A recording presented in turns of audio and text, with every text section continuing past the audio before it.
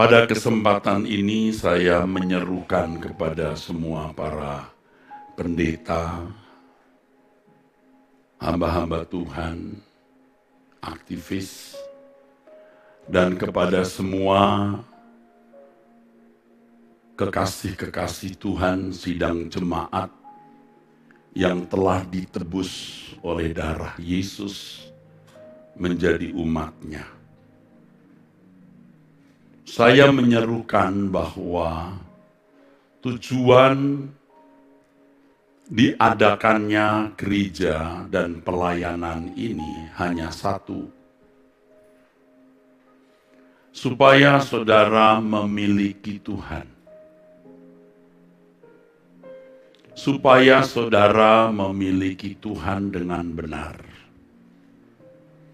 Dengan memiliki Tuhan, saudara layak menjadi anak-anak Allah, menjadi anggota keluarga kerajaan sorga, dan memiliki hidup yang penuh pengharapan. Bukan pengharapan di bumi ini. Secerah apapun masa depan di bumi ini, sesukses apapun kehidupan yang dapat diraih seseorang, itu sementara, sia-sia, yang akhirnya lenyap seperti uap. Menyerukan hal ini supaya kita senantiasa mempersenjatai dan melengkapi pikiran kita dengan kesadaran bahwa pelayanan tidak boleh digunakan untuk kepentingan apapun. Bukan untuk keuntungan materi, uang, kehormatan, atau apapun selain kepentingan Tuhan. Kepentingan Allah Bapa di surga yang tidak menghendaki seorang pun binasa. Ini yang menjadi satu-satunya concern Tuhan. Ini yang menjadi satu-satunya beban di hati Tuhan. Ini yang menjadi satu-satunya kerinduan hati Allah Bapa yang menciptakan langit dan bumi, yang menciptakan manusia atau melahirkan manusia. Kalau saudara punya anak, saudara bisa merasa betapa besar kepentingan anak itu di mata saudara. Banyak orang tua yang kadang-kadang bisa menyingkirkan kepentingannya sendiri demi anak. Orang tua tidak tega melihat anaknya sakit atau menderita. Orang tua rela berbuat apapun demi kebahagiaan sukses anak-anaknya. Perasaan kasih seperti itu, saudaraku, yang saudara miliki, itu dimiliki Allah Bapa lebih dari kita. Firman Tuhan mengatakan, apakah ada seorang ibu yang meninggalkan anak yang disusuinya? Seandainya ada, aku tidak pernah meninggalkan kamu. Artinya kasih ibu kepada anak tidak lebih besar dari kasih Allah kepada manusia. Tidak lebih besar dari kasih Allah kepada umatnya. Jadi jangan berpikir saudara tetanggaan dengan Tuhan. Jangan berpikir saudara di luar Tuhan, di luar lingkaran Tuhan. Saudara adalah biji matanya, kekasih-kekasihnya. Firman Tuhan mengatakan, tembok-tembok rumahmu di mataku. Artinya aku mau menjagai kamu supaya tidak ada pencuri, rampok, maling, atau binatang buas menembus tembokmu dan menyusahkan, menyakiti kamu, namamu terukir di telapak tanganku. Ini kepentingan Tuhan yang harus kita junjung tinggi di atas segala kepentingan. Bagi kita tidak masalah apakah kita punya gedung sendiri atau hanya sewa atau kontrak. Tidak masalah kita punya aset dengan nilai tinggi atau tidak punya. Tidak masalah. Yang menjadi masalah adalah saudara. Setiap saudara harus menjadi anak-anak Allah yang benar. Yang benar. Oleh sebab itu saudara harus memiliki Tuhan. Beragama itu tidak menjamin seseorang memiliki Tuhan, saudaraku. Menjadi pendeta juga tidak jamin dia memiliki Tuhan. Menjadi aktivis tidak jaminan dia memiliki Tuhan. Orang yang memiliki Tuhan adalah orang yang berani melepaskan hidupnya dari segala ikatan. Yang pertama, ikatan dosa. Karena Allah tidak bisa dipersekutukan dengan kegelapan. Terang tidak bisa bersekutu dengan gelap.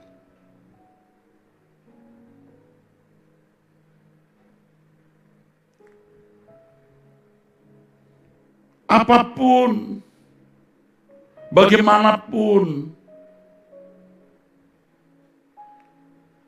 sukar atau sangat sukar, harus menjadi suci.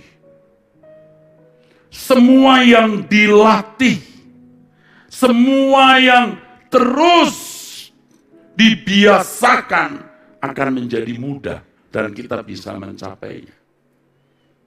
Tetapi kalau saudara sudah mental block, tidak mungkin bisa hidup suci. Suci itu nanti hanya di surga.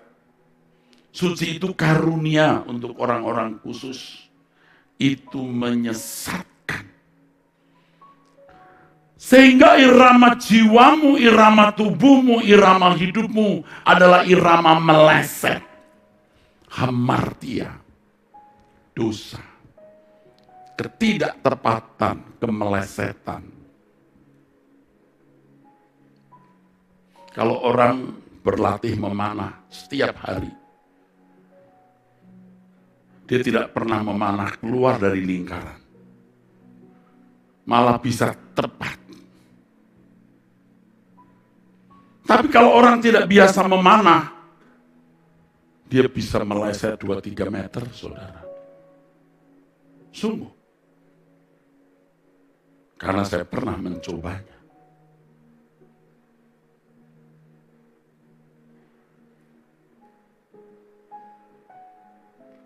Saudara yang tidak pernah berlatih main piano, coba suruh main piano. Sama sekali tidak bisa. Suruh main saksofon dengan tuts yang begitu banyak, nggak bisa. Tapi kalau dilatih setiap hari, Anda bisa. Tiap hari Anda bisa. Saya bisa dua-duanya. Bukan mau tunjukin yang saya bisa. Karena saya sudah berlatih dari muda. Walaupun bukan pemain piano profesional, juga bukan pemain saksofon profesional, saya bisa. Tiap hari. Main flute tiap hari. Kalau flute dari kecil.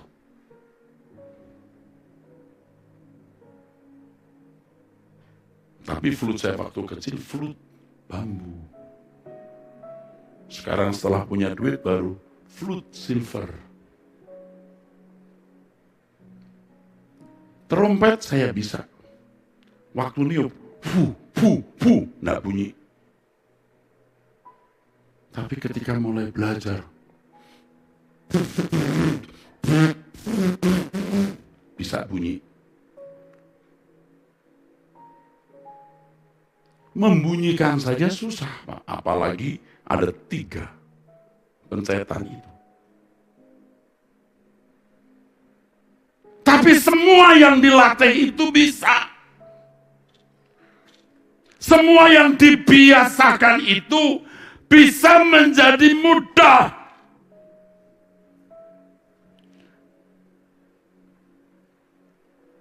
Coba saudara yang tidak pernah main saksofon, saudara tiup, belum tentu bisa. Apalagi trompet, tidak bisa. Sama sekali. Membuat bunyi saja nggak bisa. Membuat bunyi tret nggak bisa. Tapi kalau dilatih, bisa. Kesucian juga begitu. Kita bisa berlatih dalam banyak hal. Dan bahkan bisa menjadi ahli. Orang yang dagang biasa ngitung duit atau petugas bank bisa menghitung uang dengan jari-jarinya. Tapi yang tidak biasa menghitung duit, hanya 1 lembar, 2 lembar saja salah. Pemain sirkus bisa melompat dari ketinggian dan tepat berpegangan tangan. Dia berlatih dari kecil, saudaraku. Saya pernah mendengar kisah seorang pemain balet. Dari kecil kakinya ditarik pakai tali, nangis dibiarkan. Tapi kemudian dia menjadi seorang penari balet yang lentur sekali. Semua juga dilatih. Setan menenggelamkan orang dengan banyak kesibukan, dengan berbagai filosofi, cara pandang, prinsip-prinsip hidup yang menghantar ke neraka, ke api kekal.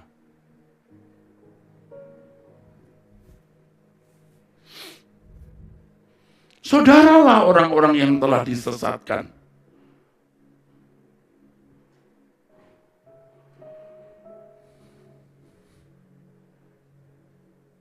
Saudara tidak pernah berlatih untuk hidup di dalam kesucian agar bisa bersekutu dengan Allah. Sebab standar memiliki Allah itu bagi umat perjanjian baru tidak sama dengan umat perjanjian lama. Umat perjanjian lama memiliki kesibukan hidup, memiliki fokus makan minum, negeri yang jaya dan makmur. Tetapi bagi umat perjanjian baru, negerinya langit baru, bumi baru. Asal ada makanan pakaian cukup. Orientasinya benar-benar rohani.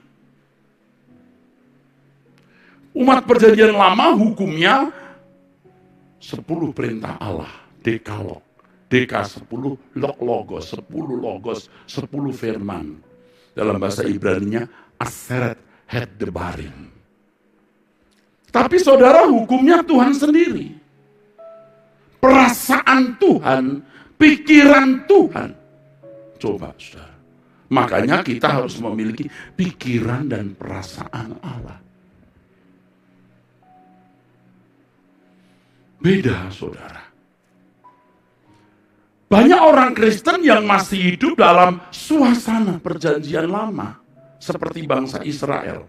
Dan tidak heran banyak khotbah-khotbah yang dikutip dari ayat-ayat perjanjian lama, seakan-akan kita bisa berimitasi dengan umat perjanjian lama. Beda. Kita bisa mengambil banyak pelajaran rohani dari umat perjanjian lama. Tetapi puncak, pusat, episentrumnya itu perjanjian baru. Dan nanti akan terarah pada diri Yesus sebagai teladan dan tujuan hidup kita.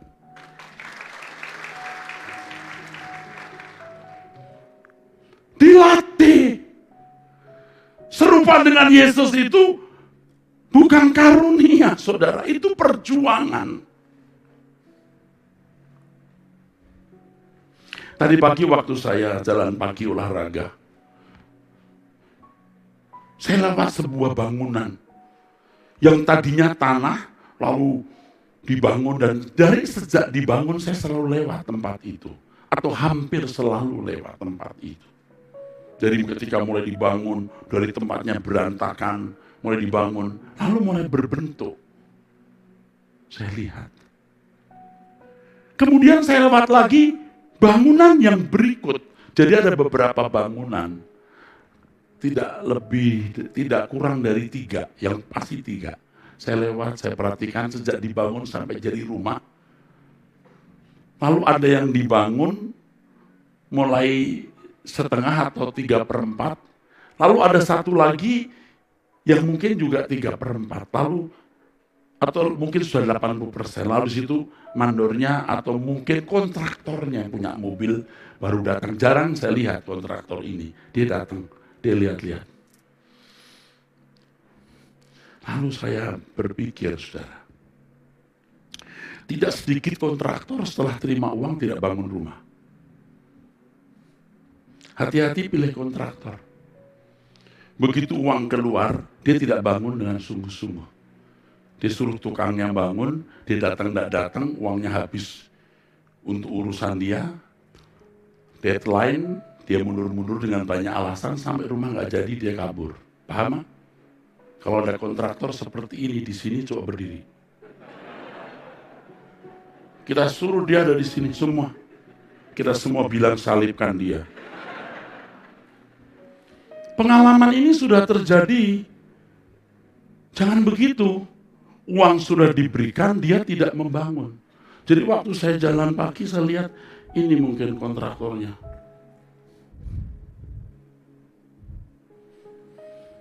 Jadi saya mulai mikir, banyak orang Kristen seperti kontraktor jahat itu. Yesus sudah mati di kayu salib. Sudah diberi Roh Kudus. Dosamu diampuni, dibayar, dikasih modal untuk menjadi serupa Yesus, tapi Anda tidak mengerjakan apa-apa. Jangan pura-pura tidak tahu saya ngomong apa ini. Paham nggak maksud saya, saudara? Tuhan membekali kita dengan kuasa. Pengampunan dosa diberikan, saudaraku, itu mahal sekali harganya. Roh Kudus dimeteraikan. Yesus mengajar, memberikan Injil. Lalu kita tidak menggunakan semua untuk membangun diri. Seperti kontraktor jahat itu. Dan ini sudah terjadi. Yang tadi saya katakan, kontraktor sudah dibayar tapi rumah nggak jadi. Atau saudara datang ke developer, Anda bayar uang, rumahnya nggak dibangun-bangun. Setahun, 2 tahun, 3 tahun, 4 tahun, yang ada hanya rumput. Ketika Anda tanya, bos, gimana tuh bos? Gua udah bayar. Pegawainya, bukan saya, bos bukan di sini, bos di luar negeri. Loh, gimana? Saya tanya siapa? Pegawainya bilang, tanya rumput yang bergoyang.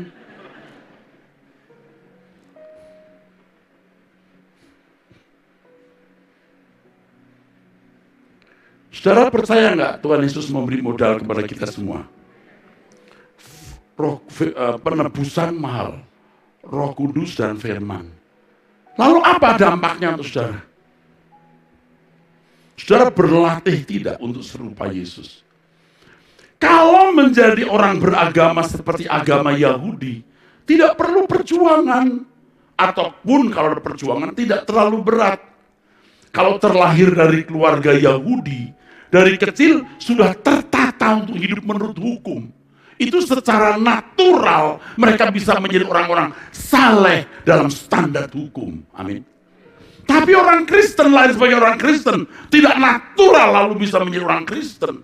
Dia harus berjuang, setiap individu harus berjuang untuk serupa dengan Yesus.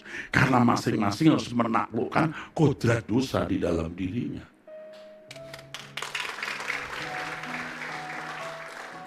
Saya senang dengan tepuk tangan yang tadi dimulai sebelah kanan saya. Ini kebenaran yang luar biasa.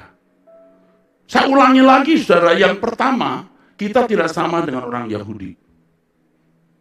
Sama-sama umat pilihan maksud saya. Umat pilihan perjanjian lama, fokusnya itu separuh kehidupan di dunia. Lalu separuh nanti tidak jelas. Ya mereka tentu tidak ingin masuk neraka. Tapi tidak diajarkan bagaimana langit baru, bumi baru. Karena negeri mereka itu Kanaan duniawi. Umat perjanjian lama diatur oleh hukum Taurat. Dasatitah, Dekalog, atau Aseret Hedebarim tadi. 10 perintah Allah. Tetapi kita diatur oleh Roh Kudus. Hukum kita itu kehendak Allah. Apa yang baik, yang berkenan, dan yang sempurna. Kalau orang Yahudi maksud saya seorang anak yang terlahir dari keluarga Yahudi dibesarkan dalam lingkungan orang beragama Yahudi. Itu secara natural mereka tertata bermoral Yahudi, bermoral hukum Allah sesuai dengan Dekalog. Tapi orang Kristen tidak bisa. Dia harus memerangi kodrat dosa. Kodrat dosa itu masih bisa diatur oleh hukum. Jadi hukum masih bisa membuat orang tidak membunuh, tidak mencuri, tidak membunuh. Tidak berzina, tidak melawan orang tua. Hukum bisa mengatur. Tetapi kalau mengerti pikiran perasaan Allah, itu tidak bisa diatur secara natural. Setiap individu harus berjuang, saudara. Harus dibiasakan. Dari kecil, memasuki masa remaja, memasuki masa pemuda, harus berlatih. Yang sampai akhirnya benar-benar mengalami perubahan kodrat. Oleh sebab itu bagi orang Kristen berlaku, kumpulkan harta di surga bukan di bumi. Tidak salah kalau jadi kaya itu tidak salah. Idealnya ya kalau Tuhan berkenan saudara jadi kaya, supaya saudara bisa menolong orang, memikul pekerjaan Tuhan. Tapi bukan tujuan kaya itu. Asal ada makan pakaian, cukup. Khotbah saya hari Selasa nanti masih dinamika hidup orang percaya. Pikirkan perkara yang di atas, bukan yang di bumi. Ya. Jadi saudara-saudara harus tahu, negeri kita itu langit baru, bumi baru. Yang penting kita bisa melewati hari sampai kita menutup mata. Sementara kita melewati hari, kita belajar untuk mengalami proses perubahan agar kita mengenakan kodrat ilahi. Dan gereja bertanggung jawab untuk proses ini. Tujuannya bukan sekedar yang sakit sembuh, yang ekonominya berantakan dipulihkan. Tidak salah melakukan hal itu. Tapi itu bukan tujuan, jangan diselewengkan, jangan sampai meleset. Percayalah, Tuhan pasti memberkati saudara. Seperti yang katakan minggu lalu, saya katakan minggu lalu, Tuhan saya ini gelisah melihat kehidupan hari ini. Suasana krisis ekonomi global, betapa sulitnya mencari nafkah, dan tidak sedikit jemaat yang mengalami kesulitan keuangan, kesulitan hidup. Tentu sebagai gembala jemaat, saya tahu. Tapi Tuhan berbicara kepada saya pagi itu, aku menyertai mereka. Pasti aku menyertai mereka. Ya cuman kadang-kadang atau sering saudara tidak dengar-dengaran kepada Tuhan. Jadi saudara tidak layak diberkati dan tidak layak disertai. Karena saudara menyakiti hati Tuhan. Karenanya sekarang yuk kita berhenti dari perbuatan-perbuatan yang tidak berkenan di hadapan Tuhan. Kita latih untuk hidup suci. Ya. Saya katakan di pertemuan sebelumnya, sejak puluhan tahun, bukan belasan, puluhan tahun, saya sudah nyanyi, jadikan aku orang kudus-Mu, bentuk diriku semakin saleh seperti Yesus, seperti Yesus.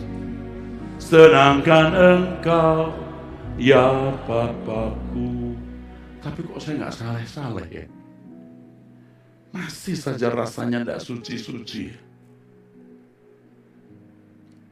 Ternyata saudara, perjuangan untuk mencapai kesucian itu bukan dalam hitungan hari, tapi detik ke detik.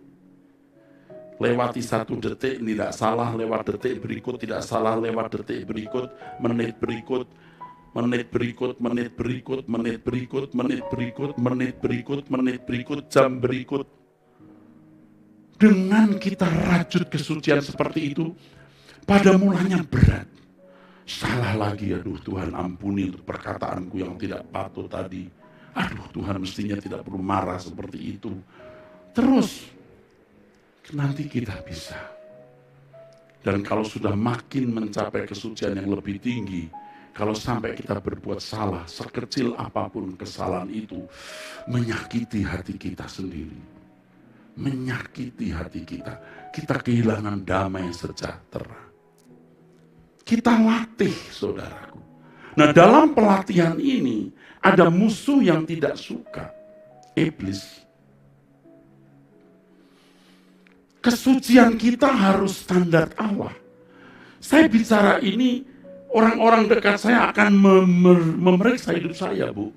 Dia akan melihat, ini omong doang atau betul-betul melakukan. Saya dikelilingi banyak orang, bukan orang-orang yang yes man karena saya beri uang. Mereka punya uang sendiri. Maka bahkan mereka sering mentraktir saya. Bukan saya bayar lalu nurut. Tidak. Bukan begitu. Jadi dengan bicara ini, beberapa hamba Tuhan yang selalu bersama saya juga makan, minum, memeriksa.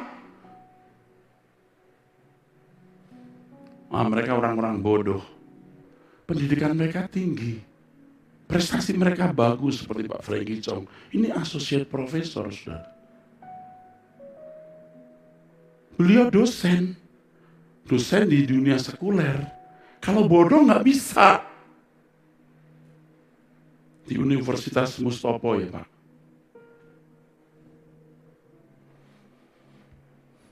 Saya mengatakan ini bukan maksud apa-apa. Maksud saya begini loh, saudara-saudaraku. Saya juga punya harga mahal bicara ini. Tetapi saya beranikan bicara ini supaya saya bisa mengajak saudara bareng-bareng.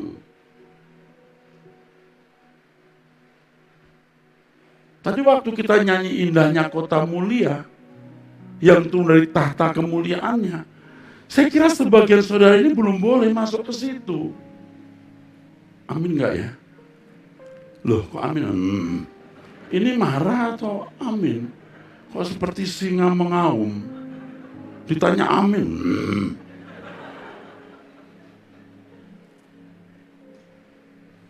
Karena hidup saudara tidak terlatih untuk masuk dalam kesucian yang sungguh-sungguh. Karena iblis menghalangi saudara. Iblis itu musuh kita. Saya tanya saudara, kapan berperang lawan iblis? Anda berperang tiap hari?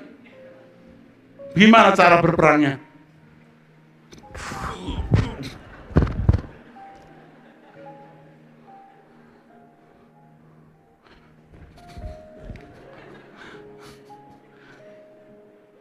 Atau begini? Bagaimana cara berperang saudara? Iblis itu mengukir, menoreh wataknya di dalam diri kita.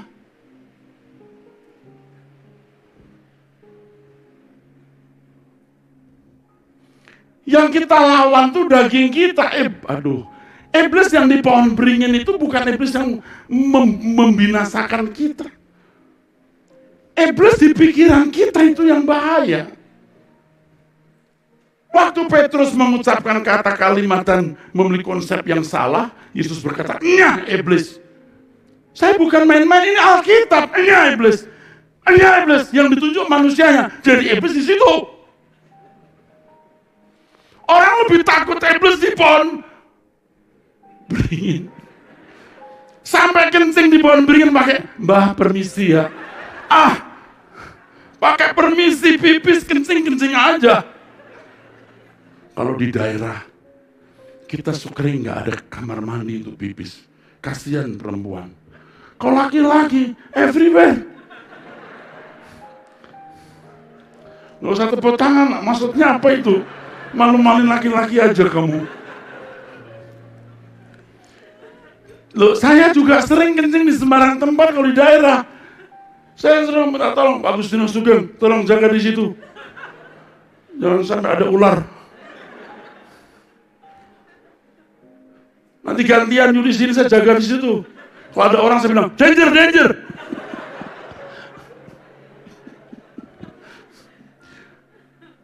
Ini saya nggak pakai permisi itu. Katanya setan ada di pohon bambu banyak. Saya kencing di pohon bambu, saya nggak pakai. Mbah, kulon nuwun nggih. Apa? Kulon nuwun nggih itu permisi ya? Nggak pakai permisi. Orang lebih takut setan di pohon. Lewat pohon malam hari. Kulon nuwun nggih derek langkung. Permisi ya. Lah, langit bumi punya Tuhan, segini aja.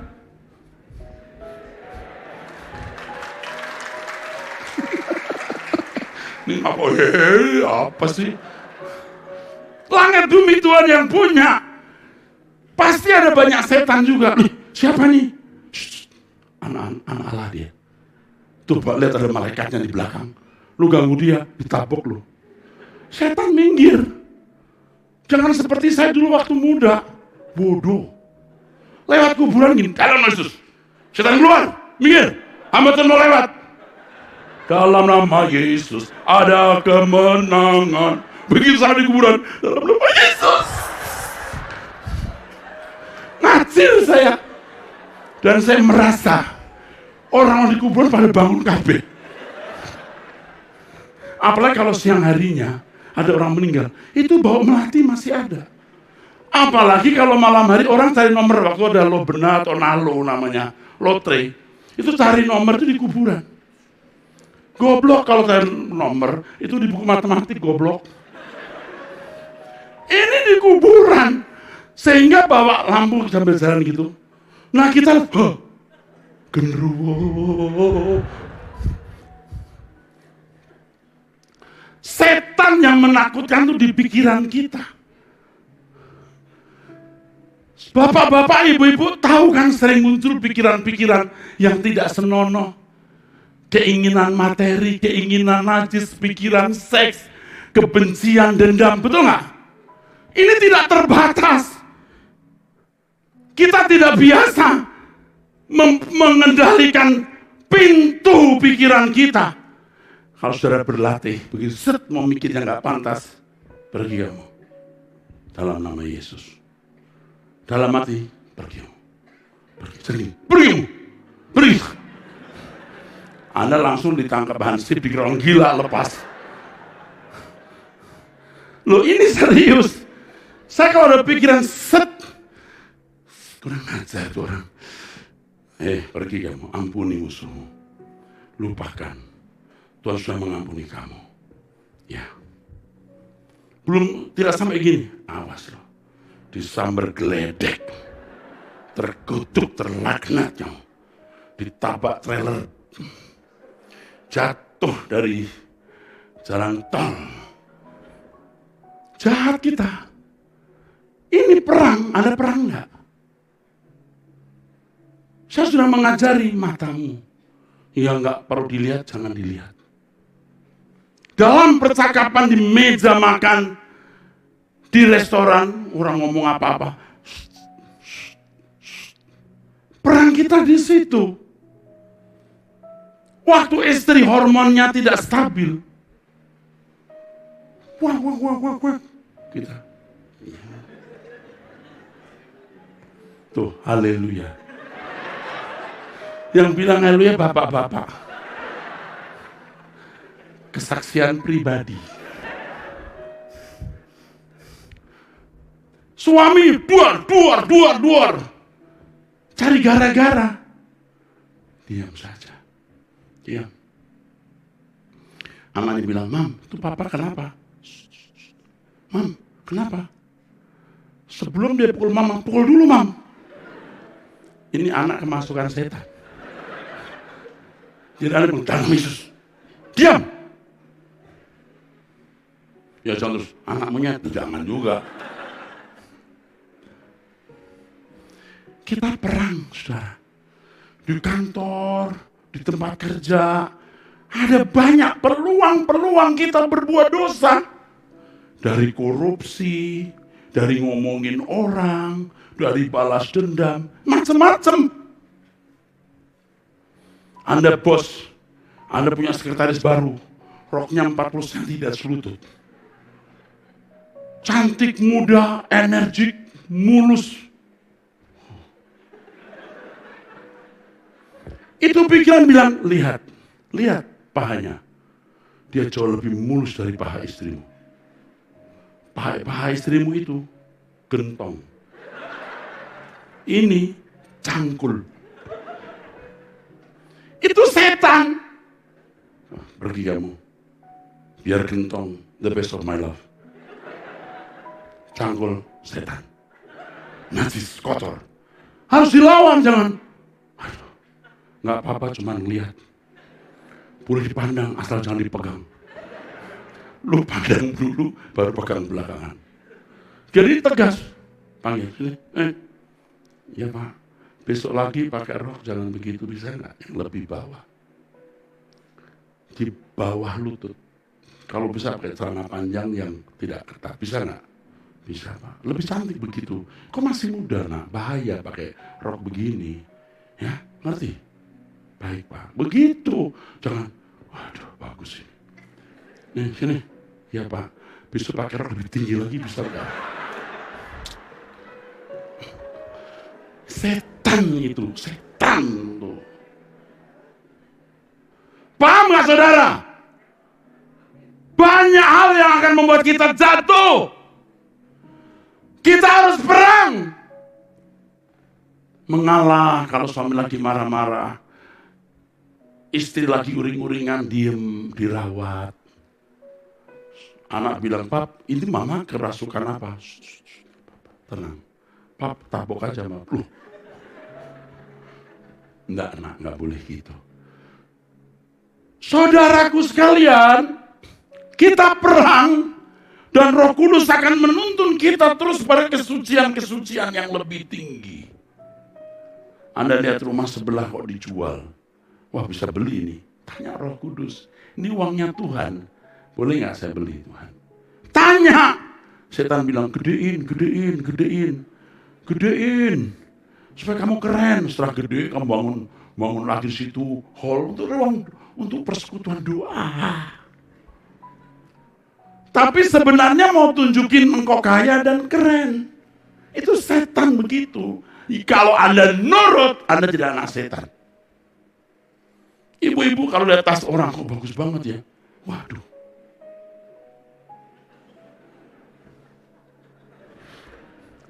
Anda punya duit beli, nggak punya nggak apa-apa. Jangan terikat. Setan akan membujuk saudara melakukan hal yang di luar kehendak Allah. Walaupun itu perkara sepele, Anda harus tanyakan kepada Roh Kudus.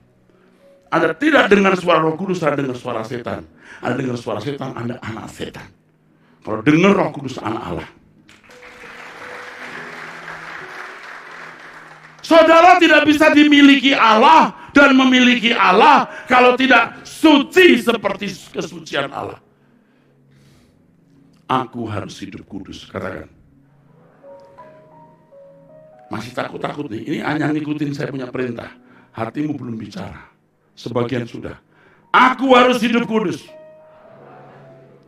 Yang di rumah juga jangan karena nggak di sini kau nggak ngomong. Aku harus hidup kudus. Katakan semua. Bagus. Ada yang belum ngomong nih, bengong gua. Saudara nggak suci, Anda menyesal. suatu hari Anda meninggal dunia, Anda akan menyesal. Kesucian itu bisa dicapai. Gereja ini harus memberikan terus dorongan, inspirasi untuk hidup suci.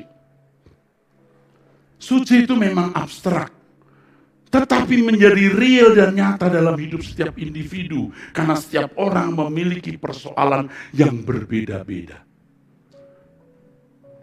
Saya baru bicara soal kesucian loh, belum soal terlepas dari ikatan dunia. Ya, memang termasuk kesucian. Tubuh kita ini bait Roh Kudus, tidak boleh menjadi pangkalan kuasa kegelapan. Tangan kita harus bersih. Salaman dengan lawan jenis baik-baik. Jangan sambil salaman.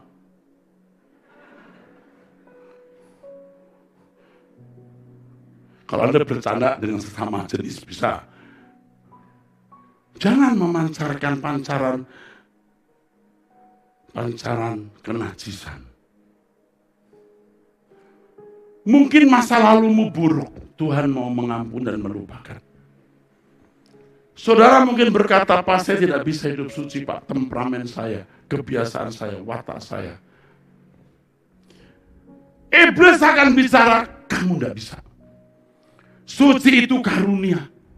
Suci itu hanya untuk orang yang diberi karunia. Tidak. Semua memiliki bekal, kapital, modal untuk membangun kesucian. Kuasa Tuhan bukan hanya membangkitkan orang mati secara fisik, menyembuhkan orang sakit, menceraikan orang buta, tapi kuasa Allah juga bertalian dengan kemampuan yang diberikan kepada kita untuk mencapai kesucian kalau kita berlatih, dan berlatih. Mungkin saudara pernah membayangkan, kalau saudara seorang atlet membayangkan mendapat medali emas, kalau saudara seorang akademisi, saudara seorang mahasiswa membayangkan di wisuda.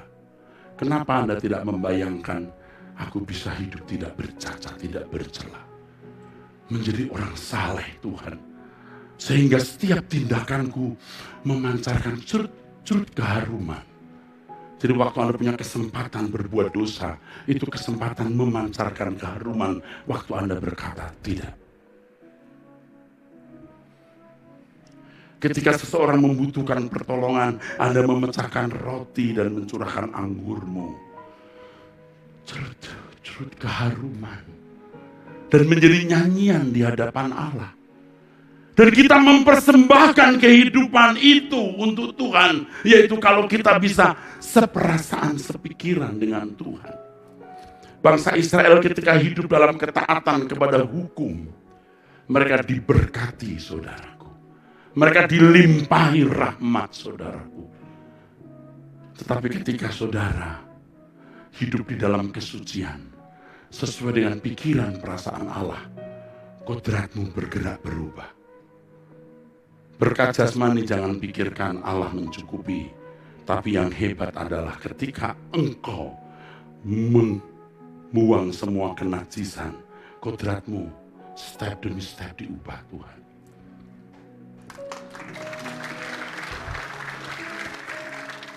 Pernahkah Anda bayangkan, saya sudah membayangkan, kalau aku menjadi orang yang setiap saat menyenangkan hati Allah.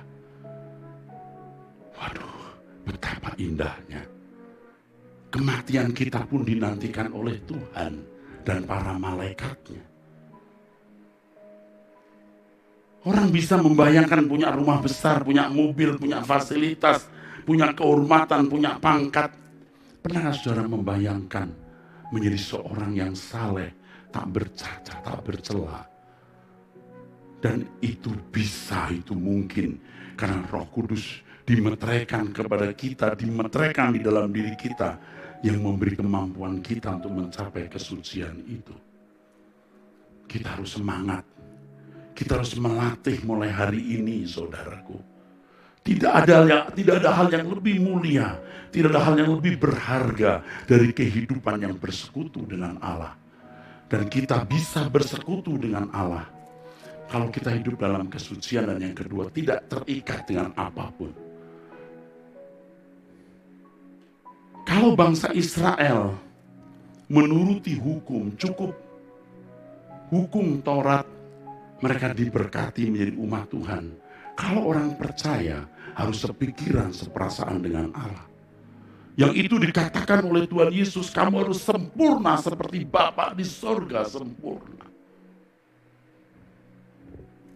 Karena kita adalah bait Roh Kudus, Allah mau kita membangun ruang Maha Kudus di dalam hati kita, di mana Allah bertahta.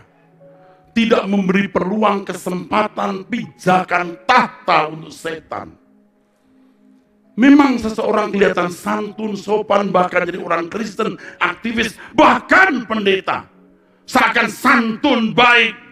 Tapi kita tidak tahu seberapa kedalaman hatinya. Saya tidak sedang mengatakan mereka lain buruk, saya baik. Saya pun sedang berjuang. Saya mengajak saudara berjuang bersama. Inilah yang disebut Alkitab sebagai mengumpulkan harta di surga. Kita tidak bisa memiliki Allah kalau kita tidak hidup di dalam kesucian standarnya. Kesucian standar Allah. Kita harus berjuang. Ketika sudah melatih, dan ini paralel dengan latihan piano, latihan saksofon, atau latihan apapun, saudaraku. Paralel. Kebenaran selalu paralel. Nanti Anda makin mengerti, ini bisa, ini mungkin. Kalau main piano atau saksofon, bisa. Nanti lama-lama disuruh mengiringi orang. Orang menyanyi ngiringin, nggak bisa. Lama-lama bisa loh, sampai ahli. Tepuk tangan. Kesucian itu juga begitu, Pak. Latihan, Pak. Lama-lama bisa loh. Suci itu bisa loh. Tidak bercelah itu bisa loh. Baru kita rasa feel.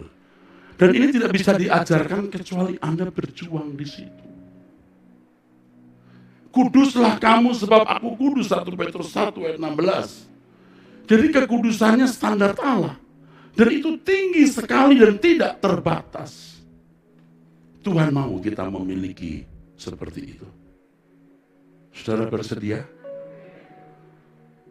Kalau saudara bersedia, Roh Kudus akan aktif. Kalau saudara membiarkan, menganggurkan Roh Kudus, karena Anda sibuk sendiri, Anda akan menyesal. Kesempatan demi kesempatan yang Allah berikan saudara berlatih, tidak saudara gunakan baik-baik.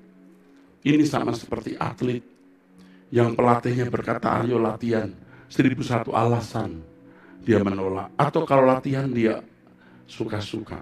Kalau dia petinju, tidak usah 12 ronde. Ronde pertama, menit kedua, jatuh dia. Baru buk. Jangan-jangan detik pertama, ya duk, langsung jatuh. Nggak berlatih. Anda nggak pernah berperang lawan iblis yang berpangkalan di pikiran saudara, yang membuat saudara memiliki kebiasaan-kebiasaan yang Tuhan tidak berkenan. Entah tersinggung, sombong, marah, pikiran zina, pikiran kotor, materialistis, dan lain sebagainya. Kita harus perangi ini, saudaraku. Dan gereja tujuannya hanya satu. Membawa saudara memiliki Tuhan dan layak masuk kerajaan. Saya serukan tadi kepada hamba-hamba Tuhan. Jangan berkhotbah hanya sekitar penyelesaian masalah-masalah fana dunia. Berkhotbahlah untuk hal yang paling prinsip di dalam hidup. Apa itu? Kesucian. Khotbah saya ini belum selesai, saudaraku. Tapi waktunya sudah selesai. Apa disambung? Indovision sudah bilang, tinggal 2 menit. Mungkin begitu. Saya rindu Anda tetap bersama dengan saya. Doa pagi setiap hari jam 5, saudaraku sekalian. Pendalaman Alkitab untuk ibu-ibu hari Kamis tanggal 4 Agustus jam 6 onsite. Judulnya Cara Memandang Kehidupan. Kebaktian untuk wanita, suara kebenaran Injil, tapi kaum bapak juga bisa hadir. Saudaraku sekalian, saya menghimbau saudara untuk satu hal yang kelihatannya tidak terkait dengan gereja, tapi sebagai pemimpin saya harus menyampaikan, bayarlah BPJS. Karena pengalaman kami, ada jemaat-jemaat 5 tahun nggak bayar BPJS. Giliran mau operasi dan lain-lain, gereja keluar uang banyak. Bukan saya nggak rela, mestinya kau bayar BPJS. Akhirnya kita semua susah, uang yang mestinya bisa digunakan untuk pelayanan, untuk saudara. Bukan tidak ingin, nanti lama-lama yang begini tidak saya bantu loh. Bukan kita nggak mau bantu. Yang punya duit, yang kaya, karena Anda punya asuransi, jangan kemudian tidak bayar BPJS, bayarlah. Karena saudaraku sekalian, kita bantu orang miskin. Uang BPJS Anda itu juga membantu orang-orang susah. Saya bukan karena dibisikin Menteri Kesehatan ini. Bukan karena Pak Jokowi berbisik siapa saya dibisikin Pak Jokowi. Saya dibisikin Tuhan. Suruh jemaatmu bayar BPJS.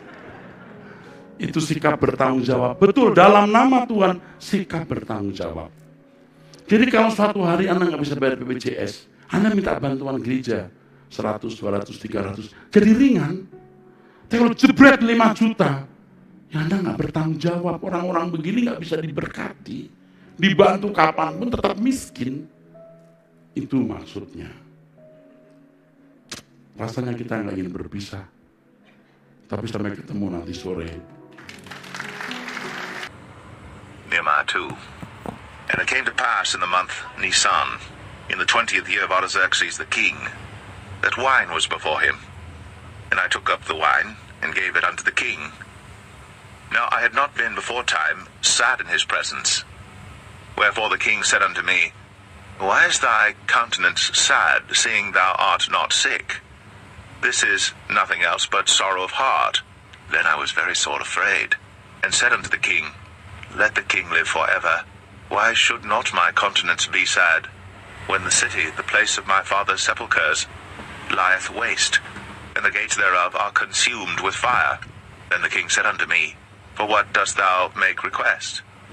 So I prayed to the God of heaven, and I said unto the king, If it please the king, if thy servant have found favor in thy sight, that thou wouldst send me unto Judah, unto the city of my father's sepulchres, that I may build it.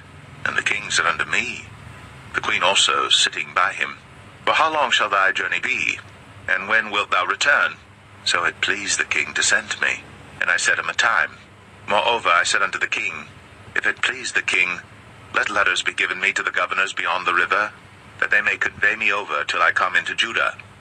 And a letter unto Asaph, the keeper of the king's forest, that he may give me timber to make beams for the gates of the palace, which appertained to the house, and for the wall of the city, and for the house that I shall enter into. And the king granted me, according to the good hand of my God upon me. Then I came to the governors beyond the river, and gave them the king's letters.